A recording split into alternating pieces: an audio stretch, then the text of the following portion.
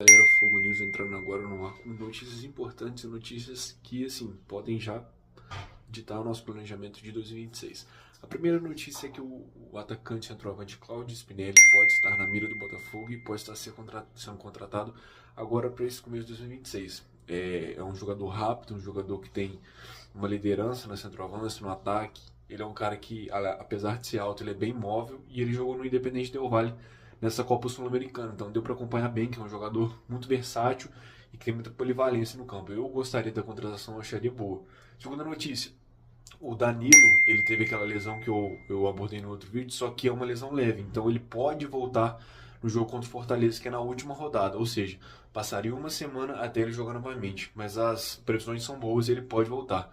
Outro que pode voltar, mas já no jogo agora do Corinthians, é o Santi Rodrigues. Ele treinou, foi bem avaliado e ele pode ser relacionado sim para o jogo. A gente vai precisar bastante dele, porque o time do Corinthians ele é muito fechado ali no meio campo. Então, assim, uma parte técnica, um jogador técnico ali seria de bom grado na hora de tentar fazer as jogadas, articular as jogadas. E uma última notícia que se refere ao que a gente estava falando ontem sobre a questão da SAF, né, esse imbróglio agora com o associativo, é que a SAF protocolou uma ação para embargar a decisão que foi feita ontem, falando que o planejamento de 2026 pode ser prejudicado, que alguns patrocinadores, alguns empresários de atletas podem ficar receosos para negociar com o Botafogo.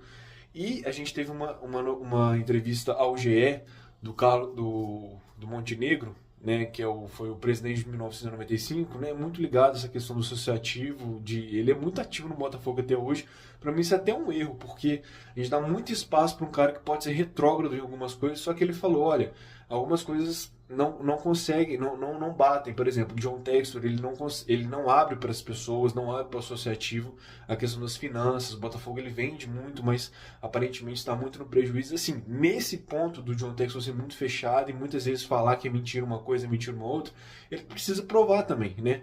A gente não pode lembrar, aliás, a gente não pode esquecer que o associativo ele está ali para fiscalizar o que a SAF faz. Eles não devem assumir o controle, eu sou totalmente contra o associativo assumir o controle, a não ser que seja uma emergência total, a gente veja que a SAF está caminhando por um caminho abertamente horrível, que vai ser insolvente ao longo do tempo.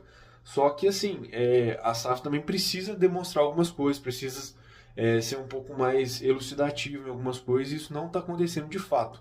Então, assim, eu acho que vai se arrastar um pouco, como eu disse no outro vídeo, para 2026. Quando encerrar o ano, provavelmente vai ser mais rápido e assim mais prático essa questão dos